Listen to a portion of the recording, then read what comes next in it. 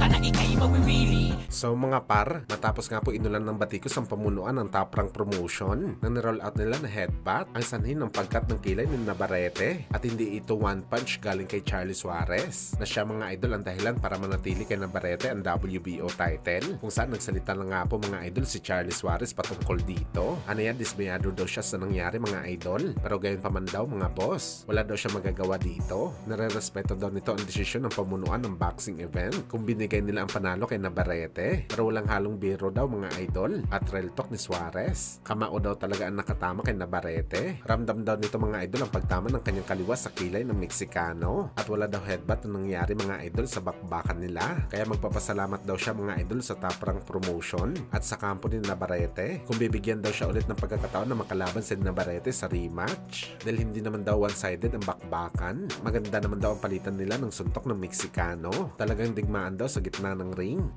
Samantala sa tanong naman kay Suarez mga idol, kung ano ba ang kanyang prediction sakaling pinagpatuloy ang kanilang laban ni Navarrete, prangka na sinabi ng Pinoy Challenger mga idol na malaki daw ang tsansa na in-knockout nito si Navarrete sa bakbakan. Meron pa daw kasi itong 5 rounds mga idol para umatake sa Meksikano at ramdam daw nito mga idol ang paghihina ng suntok ni Navarrete. Kumbaga parang papel na daw ang suntok nito mga idol, hindi na kagaya sa kanyang pinatama sa mga unang round. Dagdag pa ni Suarez mga boss, ang pagyanig daw nito sa bakbakan ay party daw ng kanyang strategy sa laban para makaset up ito ng counter sa kampiyon, dahil siguradong susugo daw siya sa Pinoy. Plano daw talaga mga idol ni Suarez na sa huli atakehin si Navarrete ng matindi, dahil alam niya daw mga boss, nakakapusin na ito ng hangin sa huli sa dahilan na pag-overweight nito sa weigh-in. Kaso ang game plan hindi natuloy dahil hininto kagad ang laban. Maswerte talaga si Navarrete mga idol, nakuha pa nito ang panalo matapos matamaan ng suntok at headbutt ang tinawag. Nakaligtas talaga siya mga idol sa hagupit na pinaplano ni Suarez sa late rounds.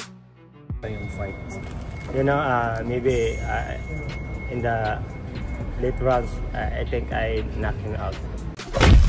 Sa kabilang banda naman mga idol, matapos nga po magingay si General Casimero matapos mahirapan si Naoya Inoue sa naging laban nito kontra kay Ramon Cardenas, kung saan nakatikim ng hapon mga idol ng knockdown sa bakbakan, dahilan para paulanan ni Casimero si Inoue ng trash talk. At ngayon nga po mga idol, viral ulit si Cuadro Alas kasama ang kanyang utol na si Jason, dahil nag-flex naman ito ng marami at sinaking pera. At ayon sa mga Pinoy boxing fans mga idol, may tira pa daw na pera si Casimero sa kinita nito sa laban niya kay Saul Sanchez.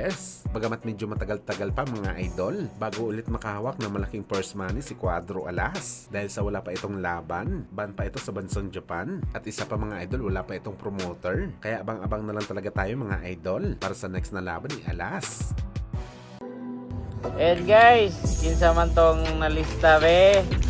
Kinsa man tong nalista? Dara oh.